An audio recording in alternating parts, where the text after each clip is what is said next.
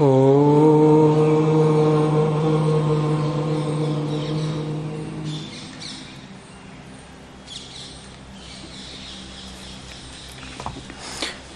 मातृशक्ति ब्रह्मचर्य भाष्य भूमिका उपासना विषय। कल हमने देखा योगश्चित्त वृत्ति निरोध। स्वामी जी ने विशेष अर्थ किया उपासना समय में परमेश्वर और व्यवहार समय में धर्म में मन को लगाना। ये योगश्चित्त वृत्ति निरोध का अर्थ किया। फिर कह रहे कि ऐसा होने पर क्या होता है, तो दूसरा सूत्र वो दिया तदा दृष्टो स्वरूपे अवस्थानम। वो अपने स्वरूप में अवस्थित हो जाता है। स्वामी जी ने इसका अर्थ परमात्मा में अवस्थित हो जाता है दे रखा है। जैसे पानी बहता हो और बहते पानी पर रोक लगा देवे, बांध देवे, तो जिस तरफ हमने बांध दिया उस तरफ से रुक करके जहां पानी को नीचा दिखेगा, झील दिखेगा, उस तरफ पानी बह जाएगा। तो ऐसे ही स्वामी जी कह रहे हैं कि जब हम अन्य विषयों से मन को रोक देंगे अथवा व्यवहार में अधर्म से रोक देंगे तो स्वभाव से ही वो ईश्वर की तरफ और धर्म की तरफ बहने लग जाएगी चित्त की विचारधारा।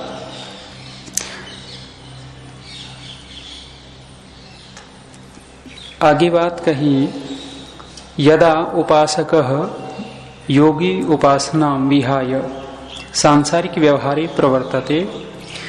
जब जो उपासक होता है, योगी जो होता है, वो उपासना को छोड़ करके सांसारिक व्यवहार में प्रवृत्त होता है, तदा सांसारिक जनवत् तस्य अपि प्रवृत्तिर्भवति अहोस्वित विलक्षणा इति अत्र आह। करें कि जब वो उसने उपासना छोड़ दी, सांसारिक व्यवहार में लगा, उस समय उसकी सांसारिक मनुष्य के समान ही वृत्ति होती है या कुछ विलक्षणता होती है, कुछ अलग होती है। तो कह रहे हैं कि यहाँ कहा इति अत्र आह वृत्ति सारूप्यम इत्रत्र। स्वामी जी अर्थ कर रहे हैं इसका।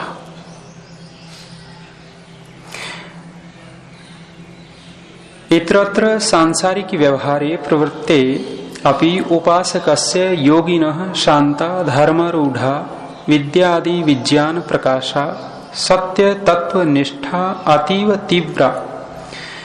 ये बात स्वामी जी ने कह दी योगी के विषय में।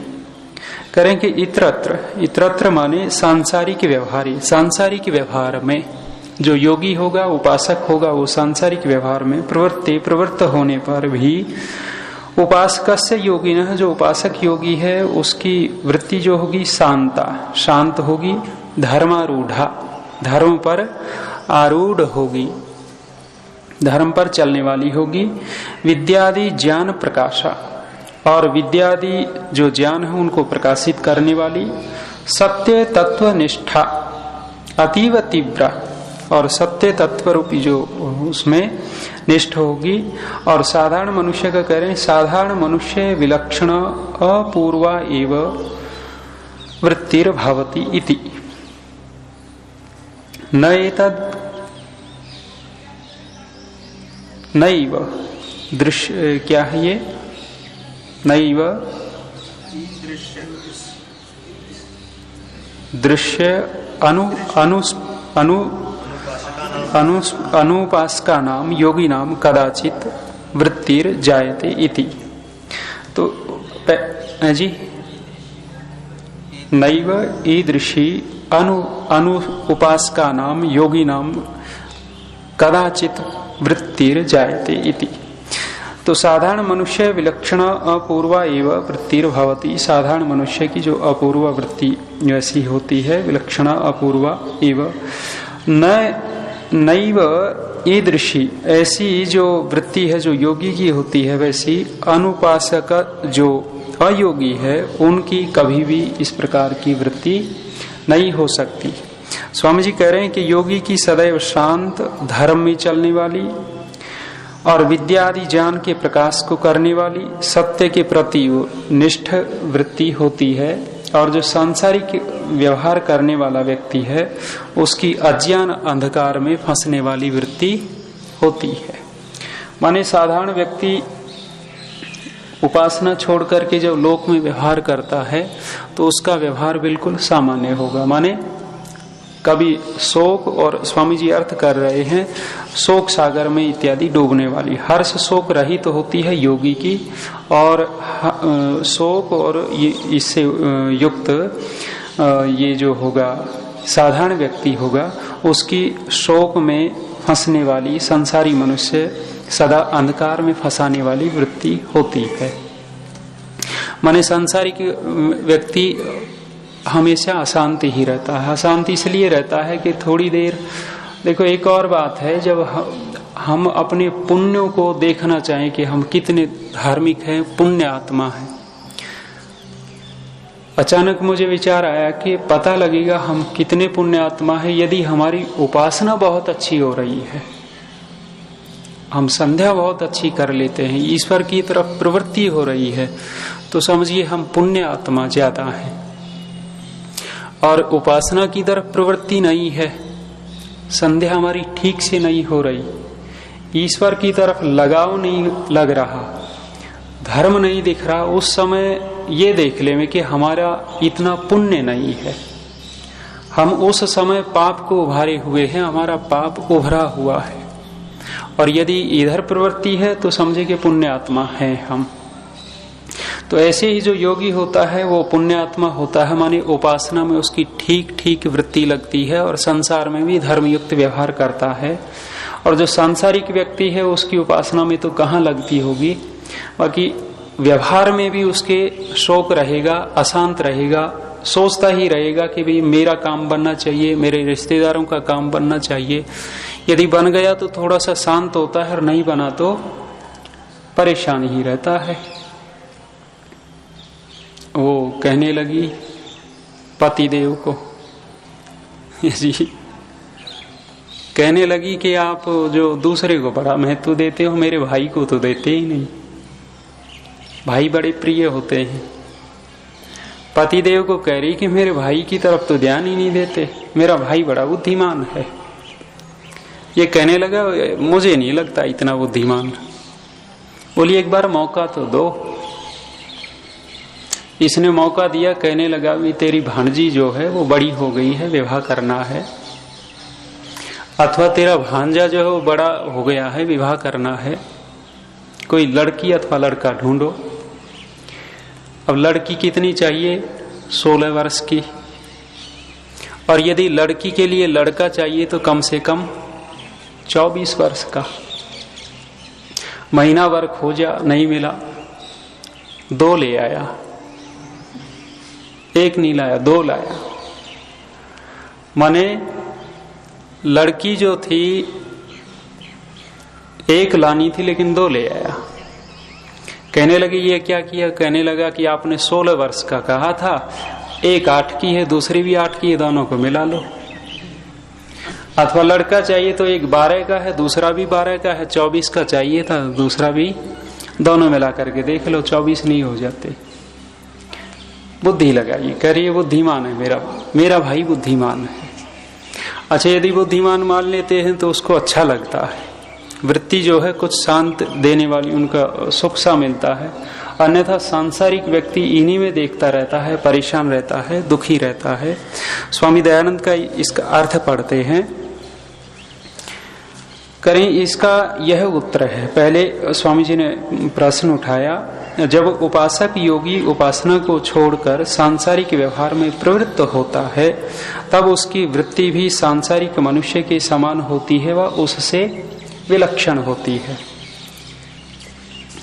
उत्तर दे रहे हैं, इसका उत्तर यह है कि उपासक योगी और संसारी मनुष्य जब व्यवहार में प्रवृत्त होते हैं तब योगी की वृत्ति तो सदा हर्ष शोक रहित आनंद से प्रकाशित होकर उत्साह और आनंद युक्त रहती है। हर्ष शोक से रहित आनंद से प्रकाशित होकर उत्साह और आनंद युक्त होती है। ये योगी की स्थिति बताई है।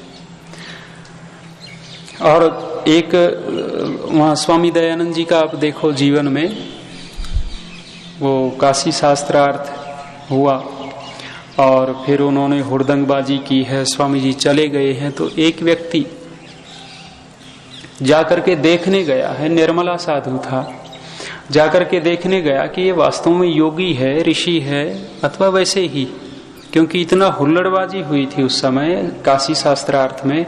स्वामी जी के ऊपर गोबर, पत्थर, ईंटें तक बरसाई थी लोगों ने, हुल्लड़बाजी की, राजा उन्हीं का हिमायती था। स्वामी जी अपने डेरे पे गए तो वो व्यक्ति पहुंचा 1 घंटे तक वार्तालाप किया स्वामी दयानंद जी से, और वो कहते हैं कि मैंने 1 घंटा तक बातचीत की, स्वामी दयानंद के चेहरे पर उस घटना का कोई प्रभाव ही नहीं था। इतना बड़ा छोटी सी बात कहते ही, आजकल स्वामी रामदेव जी चल रहे हैं,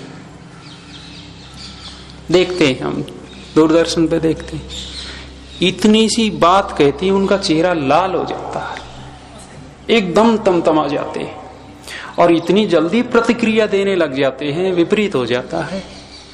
अभी वो देहरादून में वो उन्होंने जेल में डाल दिया उनको, कौन है वो, बालकृष्ण को डाल दिया, तो बीच में ही डोईवाला में रोक लिया। स्वामी यहाँ इंदौर में थे, इंदौर में या हाँ इंदौर में ही कार्यक्रम चल रहा था इनका, लगभग 1,500-2 हजार लोग वहां बैठे हुए थे, विशाल भवन था, ऑडिटोरियम बोलते हैं, क्या बोलते हैं नहीं जी, ऑडिटोरियम, मुझे भी आता है शब्द, तो हॉल ले रखा था, विशाल भवन ले रखा था, ऊपर नीचे जनता बैठी थी, भाषण चल रहा था इनका, और अचानक एक व्यक्ति आया, कान में कहा इनको, कान में कहते ही थोड़ा सा वो रोका और वो मोबाइल इनको दे दिया। 15 मिनट तक वो बातचीत होती रही, जोशीला भाषण चल रहा था, लेकिन जैसे ही उसमें बात हुई वो चेहरा ही फीका पड़ गया, जोश ही खत्म हो गया और जनता में खुसर खुसर होने लगी। जब वो खुसर खुसर होने लगी तो वो जब 15-20 मिनट हो गए, फोन बंद हुआ तो एकदम डांट करके बोले, तुम चुप नहीं रह सकते। जनता में और थोड़ी सी प्रतिक्रिया आई, फिर थोड़ी बात संभाली कि भाई शांत रहना भी बहुत बड़ा गुण है, बात बदली।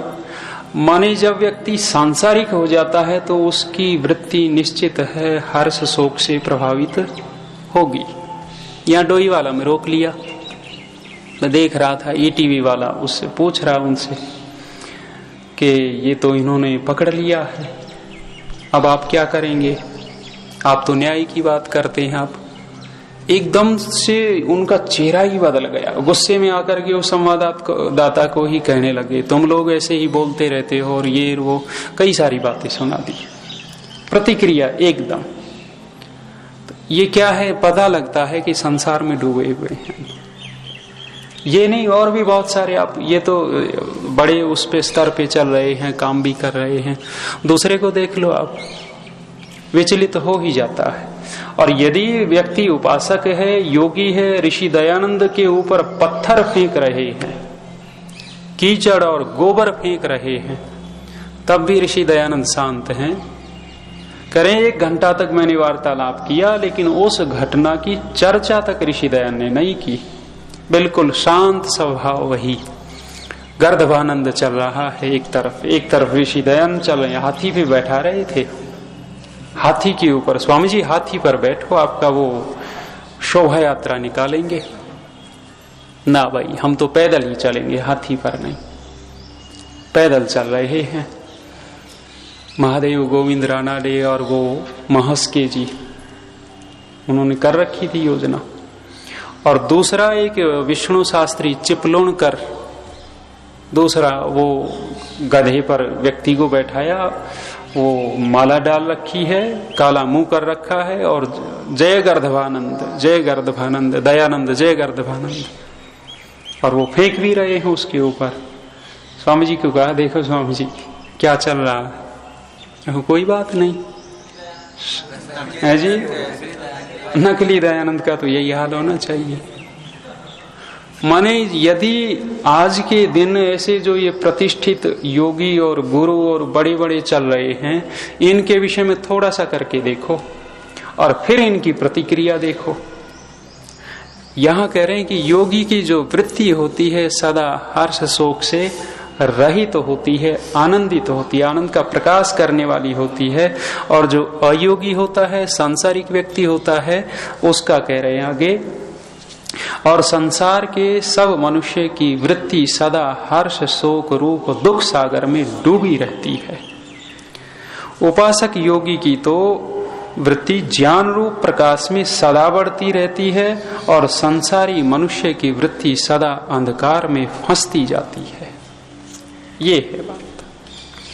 जब योगी होगा उसकी तो ज्ञान के प्रकाश में सदा बढ़ती है और सांसारिक व्यक्ति की वृत्ति अंधकार में फंसती है। भाषण दिया महाराज, बहुत अच्छा भाषण दिया, बहुत अच्छा बोले। महाराज भी फूल गए, वास्तव में कुछ अच्छा बोला होगा। और नीचे उतरते ही आपने क्या बोला, बेकार, ऐसा बोलना चाहिए था, इतना निकृष्ट आप जैसा देखा नहीं। उस समय वृत्ति देखो, चेहरे के भाव भंगिमा देखो, इसकी पता लग जाएगा कि सांसारिक है या योगी है। तो प्राय करके ऐसा मिलता है, वर्तमान के योगी साधु सन्यासी जो अपने आप को धर्मगुरु कह रहे हैं बड़े बड़े, उनकी वृत्ति का पता तब लगेगा जब ऐसी स्थिति हो, अन्यथा ये हर्ष शोक में डूबने वाली मिलती ही है। आगे देखिए,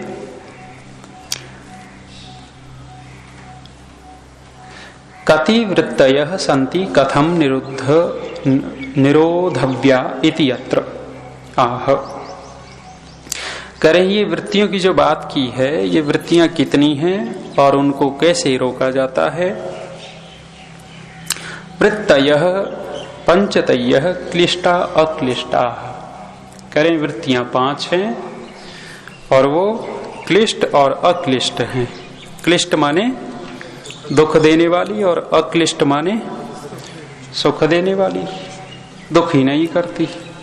माने क्लिष्ट वो हैं जो चित्त की, वो क्या कहा है, वहती पापाय वहती पुण्य, ऐसा ही कुछ है। माने चित्त रूपी नदी जो है ये चलती है, इसकी गति पाप की तरफ भी है और पुण्य की तरफ भी है। जब क्लिष्ट वृत्ति होती है उस समय कहाँ ले जाती है चित्त की वृत्ति, पाप में। और जब चित्त की वृत्ति अक्लिष्ट होती है उस समय कहाँ ले जाती है, पुण्य की तरफ। क्लिष्ट वृत्ति संसार सागर की तरफ लेकर के जाती है और अक्लिष्ट वृत्ति मोक्ष सागर की तरफ लेके जाती है। सागर तो दोनों हैं, एक में डूबने पर आनंद है और एक में डूबने पर बड़ी परेशानी है। डूबे हुए, हम तो डूबे हुए हैं। मुझे बड़ा विचित्र लगता है, पहले भी कह रहा था, संसार बड़ा अच्छा लगता है, बहुत अच्छा लगता है। और जब ऋषियों की बात देखते हैं, वेद की बात देखते ही अच्छा लगना बड़ा खराब है। जिसको संसार अच्छा लगता है वो समझो कि पापी आत्मा है, निकृष्ट आत्मा है, पुण्य आत्मा नहीं है। और जिसको संसार अच्छा नहीं लगता, ईश्वर अच्छा लगता है, वही पुण्य आत्मा है। लेकिन अभी तो हमें तो संसार अच्छा लग रहा है, पता लग रहा हम तो पापी आदमी हैं। तो 5 वृत्तियां हैं, वो क्लिष्ट हैं और अक्लिष्ट हैं।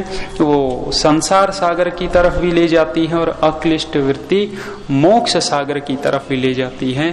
तो प्रयास तो यही रहे और कर भी रहे हैं कुछ कुछ, लेकिन बन नहीं रही बात। और वो पता लगा था कि ये च सूरयः, क्या है वो, विष्णु कर्माणि पश्यत नहीं तद विष्णु परमं पदम सदा पश्यन्ति सूरयः। सूर्य नहीं है, सूरयः जो विद्वान होते हैं वही व्यक्ति इस परमेश्वर के कर्मों को ठीक ठीक देख सकते हैं। अभी विद्वान जब हो जाएंगे तब दिखेगा, अभी तक तो अविद्वान ही है। और वो क्या था, वो 4 प्रकार के दुख किसको दिखते हैं, विवेकी न। वो मेरा बड़ा अच्छा समाधान हुआ था इन बातों को देख करके। लगता था कि ये मैंने स्वामी वो अमृतानंद जी से भी पूछा था जी, ये संसार बड़ा अच्छा लगता है।